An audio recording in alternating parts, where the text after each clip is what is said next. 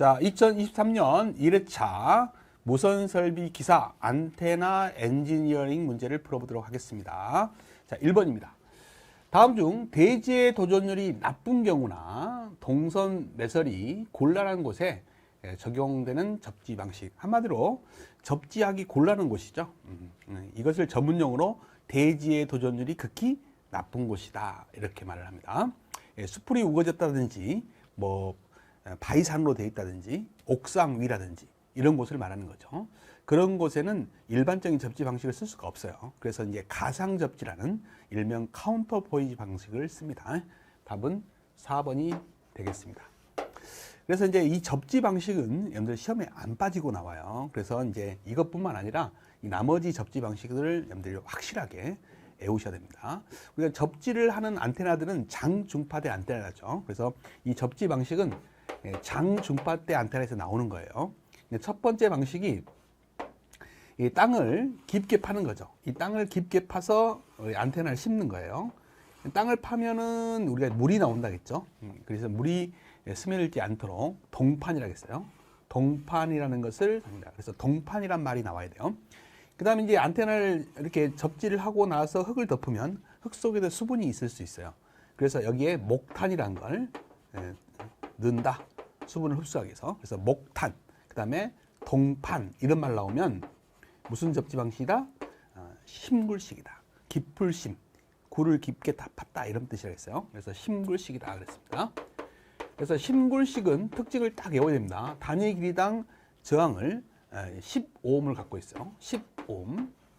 접지 저항이 단위 길이당 15옴을 갖고 있다. 그래서 얘는 소전력용으로 쓴다. 자, 이런 것들이 정리가 딱 돼 있어야 됩니다. 그래서 이제 접지 저항을 좀 줄이는 방식으로 나온 방식이 이번에는 이렇게 되는 거죠. 이렇게 이제 접지를 하면 접지 저항이 크더라라는 거죠. 그래서 왜 접지 저항이 큰가 봤더니 한 곳에서 접지를 해서 그래요. 그래서 땅을 마찬가지 깊게 파가지고요. 이 밑에서 접지 저항을 줄이기 위해서 지선이라는 것을 이렇게 여러 방향으로 설치를 합니다. 마치 전파가 발사되는 모양으로 여러 개를 설치해요. 그래서 이제 이 지선이라는 걸 여러 개 설치해서 접지를 따로따로 하니까 병렬로 접지가 여러 개 이루어지는 효과를 얻죠. 그러니까 접지 저항이 줄죠. 그래서 이런 방식을 마치 전파가 발사되는 모양이다. 그래서 방사라고 하죠. 전파가 발사되는 걸 복사, 방사라고 하잖아요. 이런 것을 방사상 접지다. 접지다, 이렇게 합니다. 자, 얘는 단위 길이당 5옴의 접지 저항을 갖고 있고요. 얘는 중전력용이다. 자, 이렇게 정리를 하셔야 됩니다. 그다음에 세 번째, 더 접지 저항을 줄이는 방식으로, 자, 굳이 땅을 깊게 파가지고 이렇게 고생고생 이렇게 심을 수가 있냐라는 거죠. 그래서 이렇게 안테나 하나만 접지하고 같은 원리로 이 안테나의 기접이라고 하죠. 아랫부분에다가 접지선을 여러 개 하자는 거예요. 접지를 이렇게 아예 여러 개를 하자, 이런 말이죠. 접지를 여러 개 한다. 이것을 다중 접지라고 그래요. 그래서 이것을 우리가 다중 접지 방식이다. 그래서 얘는 단위 길이당 접지 저항이 1 내지 2옴으로 가장 적죠. 그래서 대전력용으로 쓰더라라는 거예요. 근데 이제 이런 방식들이요, 이제 방식으로 나와 있는 거지 한결같이 돈이 많이 들어갑니다. 그래서 장중파대 안테나의 특징에서 접지를 함으로써 효율도 안 좋고요. 그 다음에 비용도 많이 들어간다는 걸 꼭 아셔야 됩니다. 근데 이런 접지조차도 힘든 곳이 있다라는 거죠. 아까 말씀드렸던 대지의 도전율이 극히 나쁜 곳. 거기에 접지하는 방식이 뭐다? 가상 접지, 카운터 포이지다. 그러면 카운터 포이지는 우리가 뭘 외우라고 했어요? 이게 옥상 위다. 그러면 깊게 팔 수도 없잖아요. 접지하기 곤란한 곳이죠. 그래서 여기다는 접지 효과를 얻기 위해서 안테나의 이 부분에다가 지선망을 설치하는 망을 설치한다. 망. 이걸 그물망이라고 해요. 그물망. 그래서 그물망을 설치한다. 이런 말 나오면 이제 가상 접지가 되는 거예요.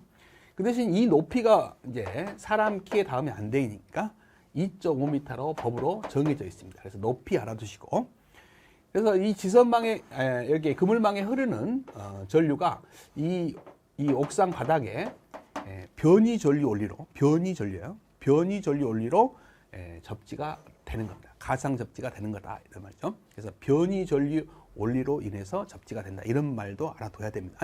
그래서 이 그물망이 효과가 있으려면 넓게 설치해야 되겠죠. 그다음 높이는 2.5m. 그다음에 변이 전류 원리로 가상 접지를 한다 이런 말들을 정리를 하셔야 됩니다. 그게 바로 카운터포이지 가상 접지다. 자, 이렇게 하면 이제 접지에 대해서 문제는 완벽하게 끝난 거예요. 그래서 이렇게 정리가 돼 있어야 됩니다. 자, 2번 문제로 가죠. 다음 중 동축 급전선에서 제조 가능한 특성 임피던스 범위는 무엇인가? 자, 우리가 동축 케이블은 내가 여러분들 저항을 외우라겠어요. 동축 케이블은 내부 도체가 있고요. 외부 도체가 있어요.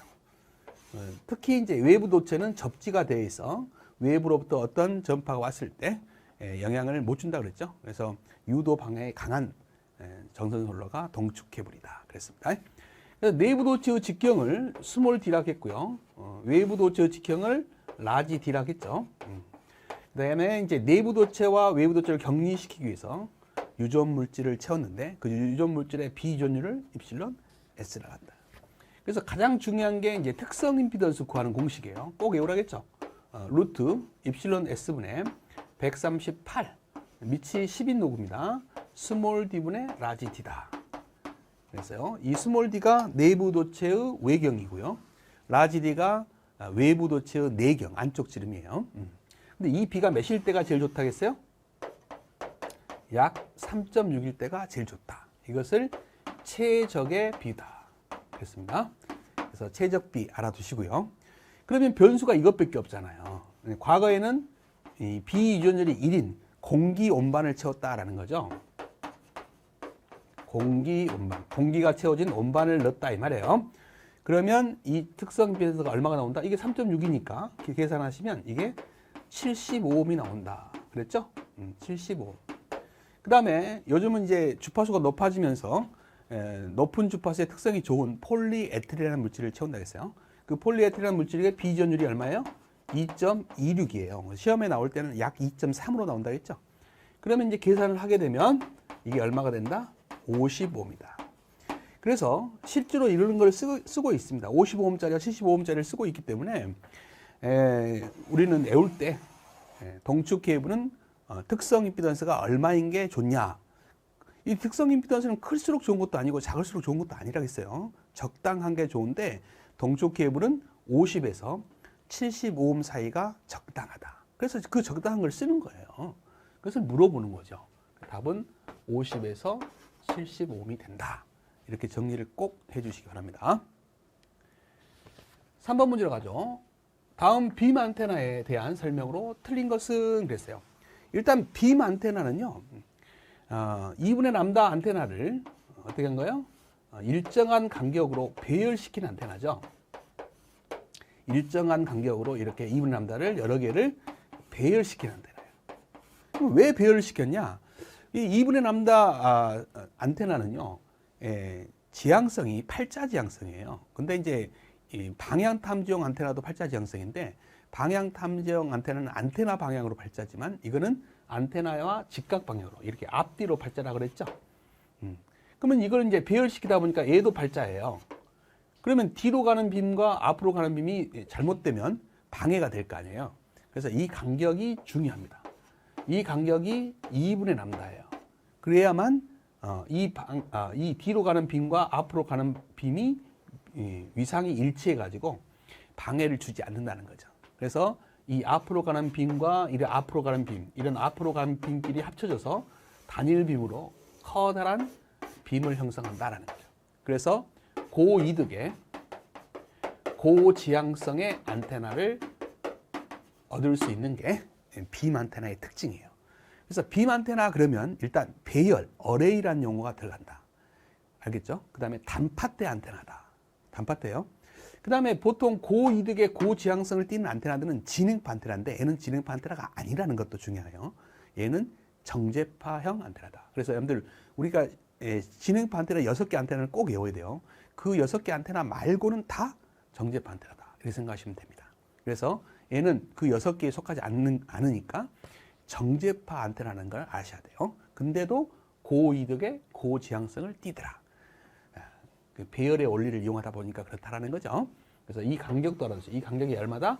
2분의 남자다. 그래서 안테나에서, 안테나 엔지니어링 과목에서 시험 문제 나오면 길이나 간격을 물어보잖아요. 그럼 다 4분의 남자가 답이에요. 근데 딱 요거 하나만, 안테나와 안테나 간격만 2분의 남자라는 거 잊지 마시기 바랍니다. 자, 그러면 문제를 풀어보죠. 다음 빔 안테나에 대한 설명으로 틀린 거 그랬어요. 뭐 마르코니형, 뭐 텔레푼캔형, 뭐 스텔바형 이런 것도 있다는데, 이런 것들은 나오면요, 아 그런 값도 하세요. 뭐 이런 것까지 외워야 됩니까? 그런 값도 하시면 돼요. 아 이런 종류가 있는가 보다 이렇게 하시고, 지향성 예리다 이런 건 알아야죠. 아까 뭐라 그랬어요? 고이득 고지향성의 안테나다 그랬죠. 그 다음에 큰 복사 전력을 얻을 수 있겠죠. 이게 낮은 주파수 대역 장파 아닙니까? 이하에서 사용된다. 땡 뭐라 그랬어요? 안테나의 주파수 대역은 알아야 돼요. 이거는 장중파대 안테나가 아니죠. 단파대 안테나라 했어요. 종류를 주파수대별로 쓰이는 안테나들은 꼭 외워야 됩니다. 100% 시험 문제 한 문제 나올 거예요. 그래서 장중파대 안테나의 종류, 단파대 안테나의 종류 이런 것들은, 초단파대 안테나 종류 뭐 이런 것들은 다 외워야 돼요. 좀 불편하시더라도 외워야 됩니다. 그래서 빔 안테나는 단파대다. 그래서 4번이 틀린 걸 알 수 있죠. 그래서 이제 이런 것들은 이제 나왔으니까 아 이제 외워야죠. 근데 처음 나왔다 그러면 이런 거 몰라도 맞출 수 있게끔 공부를 해야 됩니다. 그래서 이런 것들을 확실히 알면 이런 걸 모르더라도 맞출 수 있는 거죠. 답은 4번이 되겠습니다. 4번 문제로 가죠. 다음 중 진행파형 안테나로, 자 일단은 예리한 지향 특성을 가지며 주로 뭐 단파대, 고정국, 해양안국, 송수인 안테나로 사용되는 안테나는 뭐냐 이렇게 거창하게 나왔는데, 일단은요 진행파 안테나의 종류를 알면 되는 거예요. 그러니까 진행파 안테나는 첫 번째 장파와 중파대 하나 있죠. 중파대. 웨이브 안테나가 하나 있어요. 웨이브. 일명 비버리지 안테나라고 하죠. 일명 비버리지 안테나라고 한다라는 것도 알아두세요. 그래서 장중파대 유일한 웨이브 안테나가 하나 있다. 그 다음에 대다수 안테나는 단파대에 있다겠죠. 단파대에 있다겠어요. 여기에 이제 주로 6개 안테나 중에서 4개의 안테나가 들어있어요. 그게 첫 번째가 롬빅이죠. 롬빅 안테나죠. 이 롬빅 안테나는 다이아몬드형 안테나라 했어요. 생긴 모양이 다이아몬드형 안테나다. 이 정도 정리하시면 됩니다. 자, 그 다음에 이제 이것을 절반으로 딱 자르면 승리의 V형 안테나라 했어요. V형 안테나. 네, V형 안테나는 정제파형 V형 안테나도 있고 진행파형 V형 안테나도 있다 그랬어요. 그래서 시험 나올 때는 진행파형 V형 안테나, 정제파형 V형 안테나 이렇게 설명이 나오니까 그 글자만 보면 진행파인지 정제파형인지 알죠. 그래서 맞추기 쉽습니다. 하여튼 V형 안테나가 있고요. 그 다음에 물고기를 먹고 남은 뼈처럼 생긴 안테나가 있죠. PC본 안테나. 그래서 PC본 안테나. 우리말로는 뭐라 했어요? 어골형 안테나. 그랬죠? 이것도 이제 절반으로 딱 자르면 머리 빗는 빛처럼 생긴다겠죠? 그래서 컴브형 안테나. 컴브형 안테나. 머리 빗는 빛형 안테나. 그랬죠? 이 4개의 안테나가 단파대에 있는 안테나입니다. 그 다음에 이제 초단파대 안테나 중에서 진행파 안테나가 헬리컬 안테나가 있죠? 헬리컬 안테나가 있습니다. 그래서 이렇게 6개 안테나를 딱 알면 문제가 끝나요. 그러면 이런 안테나들은 어떤 특징을 갖고 있냐? 그러니까 진행파 안테나의 특징은 시험에 아주 잘 나와요. 그래서 진행파 안테나 특징 한 6가지는 달달다. 총 7가지 정도 되는데 달달다 외우셔야 됩니다. 첫 번째가 단일 지향성이죠. 단일 지향성. 근데 단일 지향성이더라도 이렇게 단일 지향성이라도 이렇게 굉장히 예리해요. 그래서 고지향성이라는 거 알아두시기 바랍니다.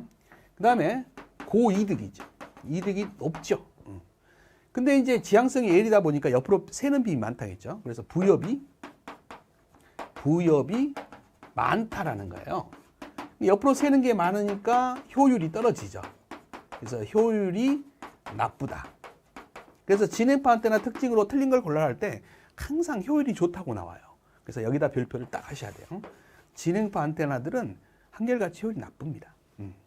다섯 번째, 얘는 종단에 저항이 있죠.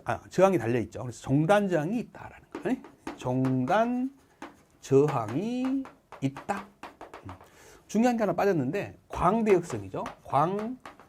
광대역성이다. 그다음에 일곱 번째죠. 설치 면적이 넓죠. 그래서 설치 면적이 넓다.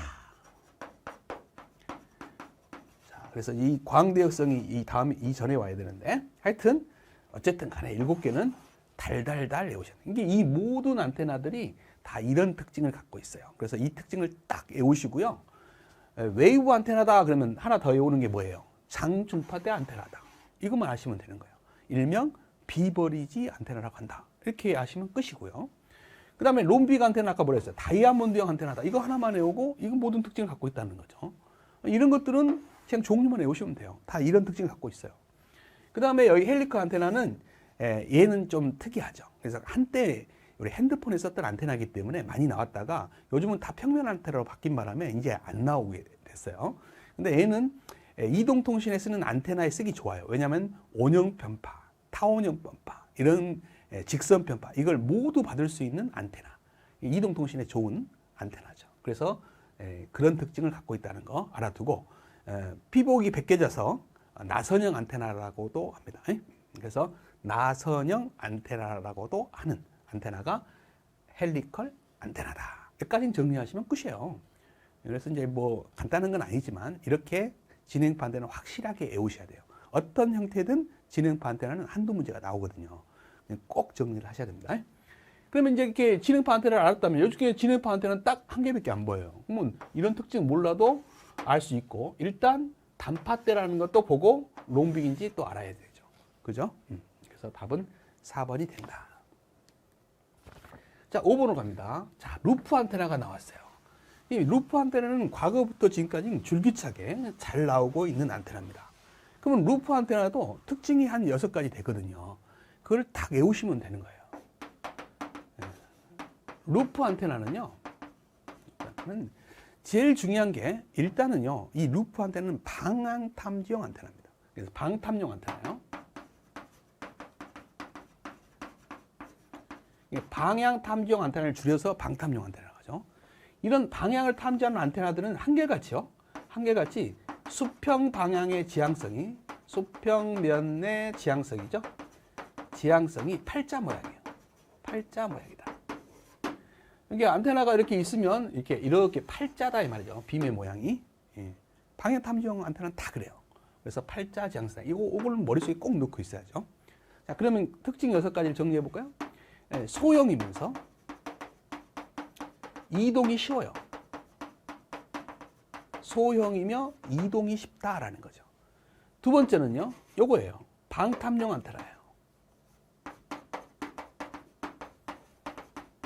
안테나고, 그러니까 팔자 지향성이라는 거, 수평내 지향성이, 이게 두 번째 특징이에요. 세 번째, 네 번째는 단점이 있어요.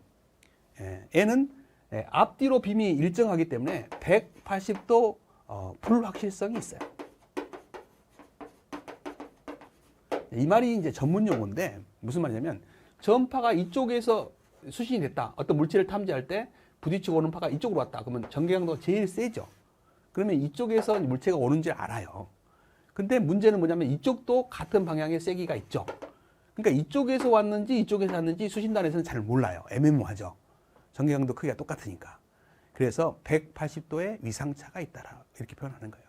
그래서 이제 자세히 풀면 전방에서 온 도래판지, 후방에서 온 도래판지를 정확히 탐지를 못한다. 그래서 이걸 해결하는 안테나가 있어요. 그래서 이걸 대체시키는 안테나가 베르니 토시 안테나다. 그래서 과거에는 이런 것들이 엄청 잘 나왔는데 요즘은 뜸하죠. 자, 그 다음에 이제 밤이 되면 생기는 오차가 있어요. 야간 오차가 발생한다. 야간 오차가 왜 발생하냐? 우리가 전리층 때문에 그렇죠. 우리가 장중파 때 안테나 아닙니까, 이게? 그러니까 땅으로만 파가 와야 되는데 밤이 되면 전리층 중에서 D층이 소멸되죠. 그래서 2층을 부딪히고 오는 파가 일부 있어 버려요. 그래서 방향이 틀어진다. 그걸 야간에 생기는 오차다. 그래서 야간 오차라고 합니다. 그래서 이것이 이제 또 해결하는 안테나가 있죠. 에드콕이죠. 그래서 에드콕 안테나다. 야간 오차를 경감시키는 안테나다. 그럼 에드콕 안테나는 왜 어떻게 원리로 야간 오차를 경감시키냐? 이것이 이제 또 에드콕 안테나에서 나오는 시험 문제죠. 자, 그다음에 다섯 번째 마지막 정리인데요. 이 안테나는 효율이 안 좋아요. 정압도 안 좋습니다. 그래서 정압이 어렵고요. 어렵고 효율이 나쁩니다.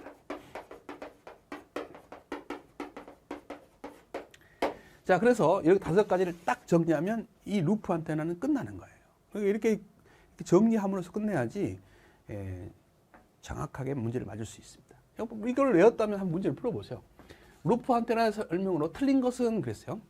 급전선과 정압이 어렵습니다. 어려워요. 효율이 나쁘죠. 나쁩니다. 수평 내 지향성이 팔자 지향성을 갖고 있죠. 소형이죠. 이동이 쉽죠. 답은 4번이 되는 겁니다. 자, 6번 문제로 가죠. 자, 도파간의 임피던스 정압에 해당하지 않는 것은 그랬어요. 우리가 이제 정압의 종류는 빠지지 않고 시험에 나온다 그랬습니다. 정압의 종류는 두 파트로 외우셔야 돼요. 도파간에서의 정압과 일반 평행 이선식이나 동축 케이블에서의 정압 방법, 이 두 파트로 외우셔야 되는데 둘 다 잘 나온다 그랬죠. 근데 이거는 이제 도파간에서 나왔잖아요. 그럼 도파간에서 나오면 첫 번째가 4분의 람다 임피던스 변환기죠.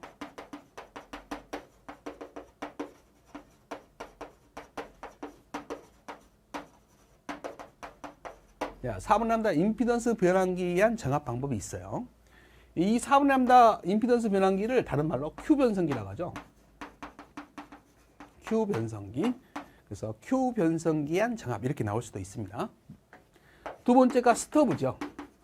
스터브에 의한 정압 방법이 있어요. 이것은 이제 일반적인 평행 이선식이나 동축 케이블도 마찬가지예요. 이 두 개는 똑같아요. 근데 이제 도파간에서는 세 번째 전파의 창이죠. 창. 전파의 창이 아니라 도파간의 창이죠. 도파간 창에 의한 정압이 있어요. 이 창을 이제 윈도우라고 하죠. 윈도우. 그래서 도파간의 창에 의한 정압 방법이 있어요. 그 다음에 이제 포스트라고 하죠. 포스트. 우리말로는 도체봉이라고 그래요. 도체봉에 의한 정압 방법이 있죠. 그래서 이제 도파간 창에 의한 정압 방법이 있고요. 그 다음에 도체봉에 의한 정압 방법이 있습니다.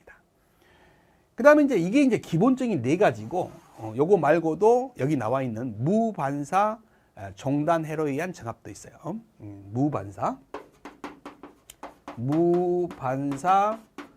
종단 회로에 의한 정압도 있다. 주로 이 네 가지가 잘 나와요. 근데 이제 무반사 종단 회로에 의한 정압도 있다. 이렇게 알아두시면 되겠습니다. 이렇게 종류를 알고 있으면 이제 문제가 풀리는 거죠. 도파간의 임피던스 정압 방법에 해당하지 않는 거, 스토브에 의한 정압, 무반사 종단 회로에 의한 정압, 도체봉에 의한 정압, 방향 결합기에 의한 정압은 없죠. 답은 4번이 되는 거예요. 자, 7번 문제로 갑니다. 자, 여기가 이제 새로 나온 문제죠. 이렇게 이제 새로 나온 문제는 어쩔 수가 없어요, 여러분들. 처음 풀 때는 여러분들이 어려울 수밖에 없죠. 그러니까 이런 건 빨리빨리 찍고 넘어가시면 돼. 근데 이제 찍더라도 웬만하면 조금 읽어보시다 보면 맞힐 만한 것들이 있어요. 그러면 확률을 좀 높여가면서 찍어야겠죠. 그래서 이제 이렇게 생반 처음 나오는 문제가 분명히 여러분들 나올 겁니다. 이런 것들은 빨리 일단은 패스 찍고 패스 하다가 마지막에 검토하세요. 괜히 이런 문제를 고민하다 보면 막 스트레스 받아요. 자, 차폐입니다. 차폐. 외부에서 오는 잡음을 막기 위한 차폐죠. 차폐는 잡음의 영향을 받는 전자회로나 기기의 장애를 방지하는 근본적인 방법으로서, 자, 크게 이제 전전 차폐가 있어요. 전자 차폐가 있어요. 정전 차폐가 있고 전자 차폐가 있다라는 거죠. 자, 아래 보기 중 정전 차폐입니다. 이거 앞에 거 정전 차폐. 정전 차폐에 해당하는 항목으로 고르시오 그랬네요. 자, 답은요. 자, B하고 C예요. 뭐 이게 여러분들 어려우니까 답을 갖고 외우시는 게 좋아요.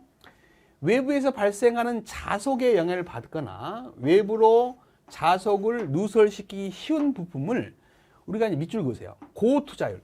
이 투자율이 높은 재료로 감싸 놓는다는 거예요. 그러면 전파를 방해하는 것을 막을 수 있어요. 전파 방해를 막을 수 있습니다. 외부에서 오는 어떤 방해파를 막을 수 있다는 거죠. 그래서 고투자율을 갖는 재료를 쓰는 거예요. 그래서 알아두시고요. 그 다음에 전자파 흡수 성질을 이용하는 것으로, 자, 밑줄 그으세요. 우리가 정전차폐잖아요. 정전차폐는 저전압이어야 돼요. 그 다음에 대전류여야 됩니다. 꼭 알아두세요. 저전압, 대전류의 경우에 유효한 거예요. 이게 이제 정전차폐. 이 반대가 뭘까요? 전자차폐겠죠. 아시겠죠? 그래서 요 두 경우가 이제 답이니까 이 두 경우를 외워라라는 거죠. 혹시 다음 시험에 정전차폐가 아니라 전자차폐가 나오면 이 반대를 고르시면 되는 거야. 알겠죠? 그래서 일단 요 두 개가 정전차폐를 하는 방법이다. 알아두시면 되겠습니다. 답은 2번. 이런 거 갖고 고민하시면 안 돼요. 이건 뭐 다르게 나올 수도 없고 똑같이 나올 겁니다. 그럼 이것을 답을 외워서 답을 하시면 돼요. 8번으로 갑니다. 자, 이것도 이제 새로 나온 문제죠. 그래서 이 두 문제가 연거퍼 새로 나온 문제. 이거 말고는 새로 나온 게 하나도 없어요. 잘 나오는 문제가 계속 나왔습니다. 그래서 난이도가 어렵지 않고 쉬운 편이었다라는 거죠. 자, 차폐는요, 차폐체, 쉴드에 의해 발생하는 전기장이나 자기장의 세기가 감소하는 정도를 나타내는 것으로 데시벨의 단위로 차폐 효과를 표현할 수 있다. 예, 입사장의 전기 자기장, 이게 입사하는 거죠. 입사하는 양이 이만큼이다 이 말이에요. 그 다음에 차폐체로부터 통과한, 차폐체를 뚫고 들어온 거죠. 그것이 투과죠. 투과된 것이 이만큼이다. 차폐 효과는 얼마냐? 이 차폐 효과를 쉴드의 약자 S를 쓰는 거예요. 차폐 효과는요, 투과된 전기장의 세기예요. 투과된 전기장의 세기 분의 그다음 입사된 전기장의 세기예요. 이걸 넣으시면 돼요. 그래서 dB니까 여러분들 전력은 10노구를 취하죠. 전압이나 전류는 20노구를 취하는 거예요. dB를 구할 때는. 얘는 볼트잖아요. 볼트잖아요. 볼트 퍼 메타니까 볼트 아닙니까? 20노구를 취한다. 알아두세요. 그래서 20 로그. 자, 이게 이제 5볼트 퍼 미터고요. 이게 10볼트 퍼 미터입니다. 단위는 같으니까 사라지고요. 5분의 2가 뭐예요? 아니, 5분의 10이 2죠, 2. 로그 2, 뭐 계산기 누르셔도 되고, 이게 0.3 정도 돼요. 정확하게는 0.301인데, 뭐 이 정도 된다, 이렇게 생각하시면 돼요. 그럼 0.3에다가 20을 곱하면 6dB가 나옵니다. 그래서 답은 3번이 된다. 라는 거예요. 그래서 이제 이게 처음 나왔거든요. 그래서 처음 나왔으니까 이제는 앞으로 계속 나올 수도 있어요. 숫자만 바꿔가지고. 그래서 차폐 효과를 구하는 공식을 알아두세요. 투과량분의 입사량입니다. 그래서 이제 전압성분이니까 20녹을 취한다. 이렇게 하시면 될 것 같습니다. 자, 9번 문제. 자, 지금부터는 이제 계속 나왔던 문제들이, 쉬운 문제들이 나옵니다. 9번이죠. 접지 안테나의 손실 저항의 종류가 아닌 것은 그랬어요.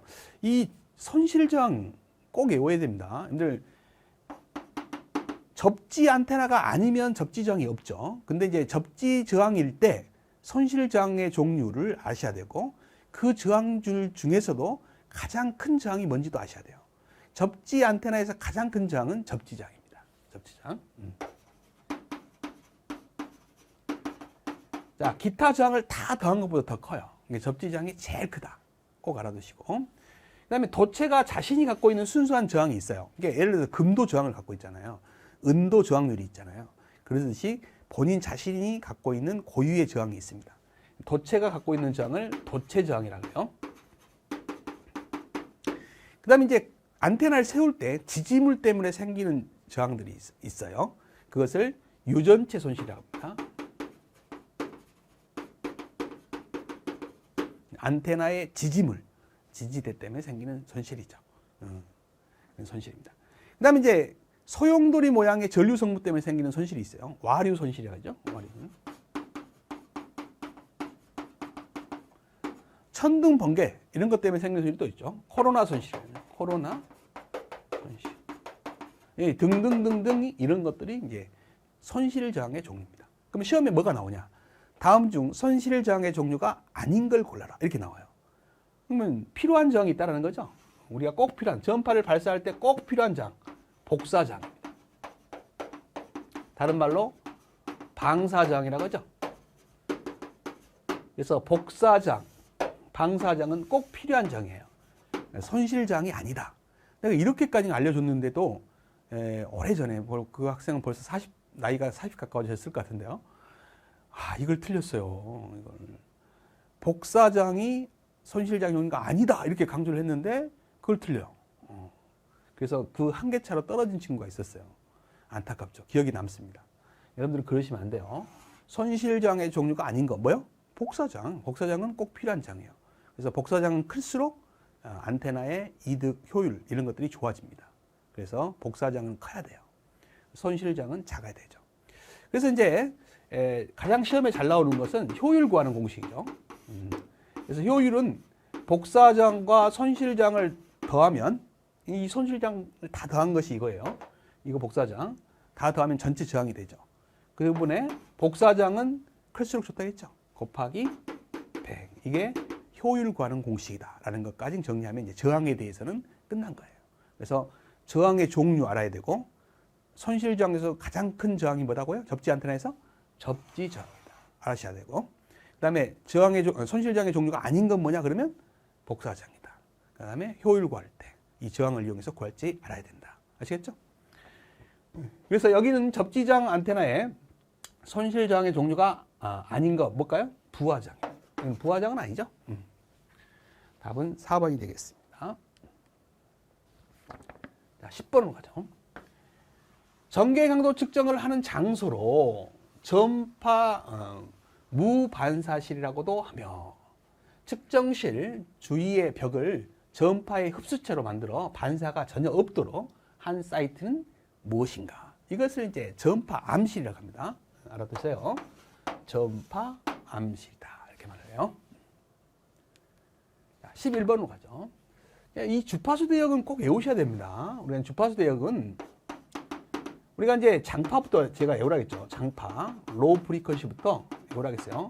30kHz에서 300kHz를 우리가 장파 이렇게 하고요. 그 다음에 중파라고 하죠. 중파, 미디움 프리퀀시 300kHz에서 3MHz가 되죠. 우리가 3000kHz가 3메가 되는 거 아니에요? 10배씩 올라가니까 외우기 좋아요. 그 다음에 단파라겠죠? 하이 프리퀀시 3MHz에서 30MHz다. 그 다음에 이제 초단파라고 하잖아요. 초단파 VHF요. Very High Frequency. 그래서 30MHz에서 300MHz가 초단파죠. 그 다음에 이제 극초단파 때가 있잖아요. 극초단파 때. 그래서 우리 이제 베리보다 더 강력한 단어가 있죠. 그래서 뭐라 그래요? 울트라 하이 프리퀀시. 이렇게. 그래서 이거는 300메가에서 3000메가가 뭐예요? 3기가죠. 기가헤르츠를 극초단파 때. 자, 그 다음에 극초단파 이렇게 말하기 힘들잖아요. 그래서 여기까지만 이름이 있다겠죠. 그 다음부터는 단위를 부르는데 우리가 이제 파장을 구하는 구하는 공식은 꼭 알아야 된다겠죠. F분의 C죠. 자유공간에서는 C는 3 곱하기 10의 8승 메타/세컨드라는 거 잊지 마시라겠어요. 그래서 주파수를 넣으면 이제 파장의 길이가 나오는데 기본적인 파장은 메타 단위로 나온다라는 거죠. 근데 그 다음부터는 이제 파장이 짧아져서 센티미터가 편리하다라는 거죠. 그래서 이름을 센티미터 파다 이렇게 부르는 슈퍼 하이 프리퀀시 주파수 대가 있다라는 거죠. 그게 얼마예요? 3기가에서 30GHz까지다 이런 말입니다. 그러면 더 낮아지면 밀리미터 단위가 되겠죠. 그래서 밀리미터 파다. 그래서 이거는 이제 슈퍼라는 글자보다 더 강력한 단어가 익스트림이라는 단어죠. 익스트림 하이 프리퀀시. 그래서 30GHz에서 300GHz까지를 말하죠. 여기까지 시험이 나오고 있어요. 그 아래를 이제 서브 밀리파라고 해서 더 있는데 여기까지만 시험이 나오고 있습니다. 그래서 여기까지만 외우시면 된다. 그래서 여기서 이제 중파를 물어봤잖아요. 중파는 300kHz에서 3메가. 그러니까 이게 300kH가 메가로 고치면 0.3이니까 답은 2번이 되겠죠. 이렇게 한목에 정리를 하셔야 됩니다. 12번으로 가죠. 자, 포인팅 벡터. 이 포인팅 벡터가 또 일장에서 시험에 곧잘 나오는 문제가 또 돼요. 잘 나오는 것만 이 해에 나온 거예요. 새로운 문제 한 두세 개 나오고요. 이 포인팅 전력은 단위 면적당, 단위 시간에 통과하는 전자파 에너지라고 했어요. 시간 개념이 들어간다는 거 잊지 마시기 바랍니다. 그래서 단위도 많이 물어본다 했어요. 와트 퍼 메타 제곱이죠. 단위 면적당 단위 시간에 통과하는 전자파 에너지예요. 그게 포인팅 전력이죠. 이 포인팅 전력 구하는 공식은 Z0분의 전개 강도의 제곱이죠. 근데 이 Z0 특성 임피던스가 전개 대 자개의 비기 때문에 이걸 대입하면 전개 곱하기 자개로 구할 수 있는 거죠. 그래서 이런 공식으로 구할 수 있다는 거. 그 다음에 만약에 자유공간이다 그러면 이 특성 임피던스가 얼마예요? 120 파이. 파이는 3.14니까 377ohm이다. 그래서 전개 강도만 주고 자유공간일 때 포인팅 벡터를 구해라. 아니, 포인팅 전력을 구해라. 이런 문제가 많이 나와요. 그러면 이게 377ohm이라는 걸 아셔야 구할 수 있는 거죠. 자, 이렇게 정리하시면 되겠습니다. 그러면 이제 딱 답이 보이죠. 1번이죠. 13번으로 갑니다. 다음 중 방향 탐지용 안테나로 쓰이지 않는 거 그랬네요. 방향 탐지용 안테나는 첫 번째가 뭐였어요? 루프 안테나였죠. 그래서 루프 안테나는 정확한 방향은 못 탐지해요. 그래서 루프 안테나를 이제 응용해서 다른 안테나를 만들어내죠. 그 중에 하나가 뭐예요? 베르니 토시 안테나죠. 또 그 중에 하나가 이게 베르니 토시네요. 잘못 밑줄을 그었네요. 베르니 토시 안테나고 또 하나가 에드콕 안테나죠. 그래서 이 베르니 토시 안테나가 이제 180도 불확실성을 해결한 안테나라고 앞에서 설명을 드렸죠.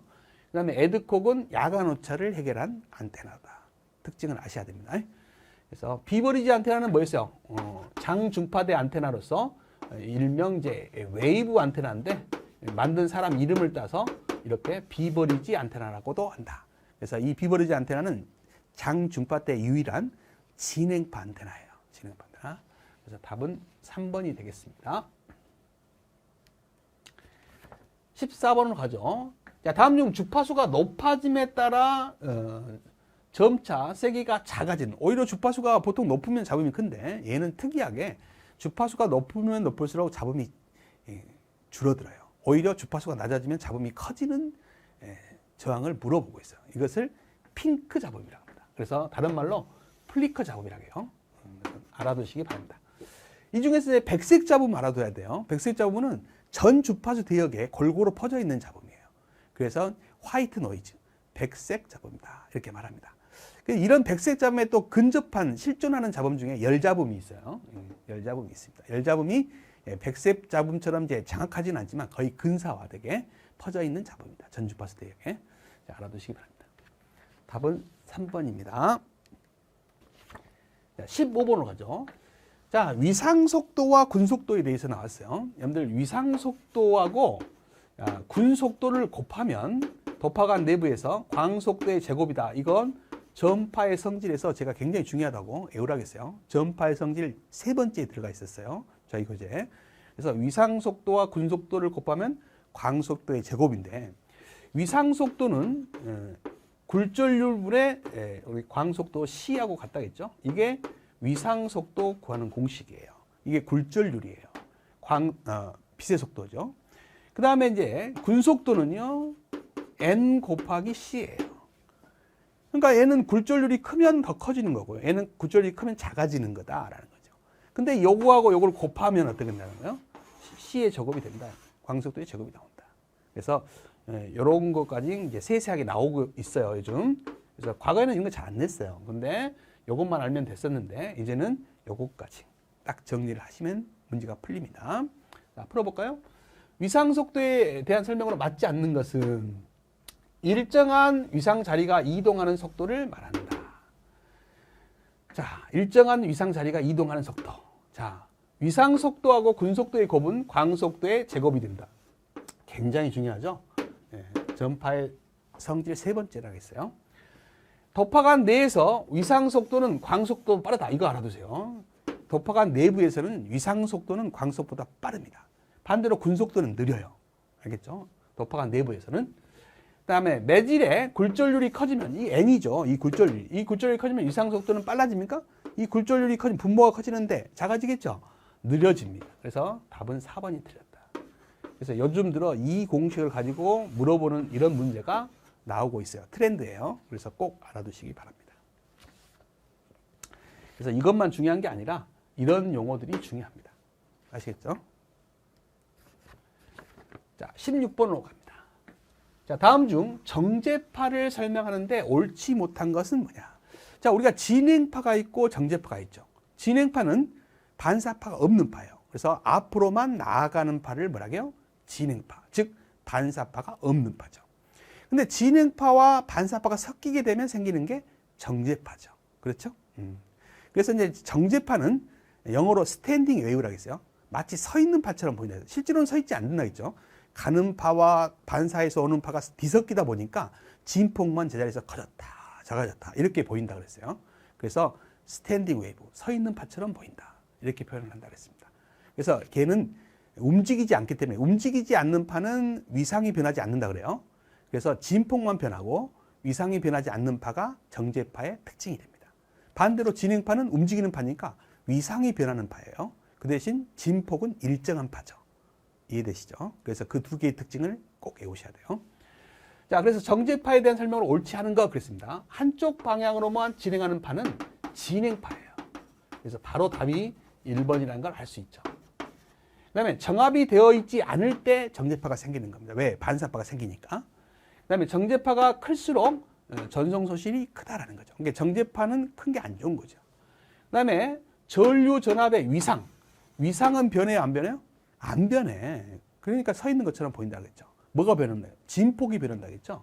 그래서 전류 전압의 위상은 선로상의 어느 지점에서도 동일합니다. 위상이 변하지 않는다. 이런 말이죠. 그래서 1번만 틀렸고 다 맞는 편이다. 17번으로 갑니다.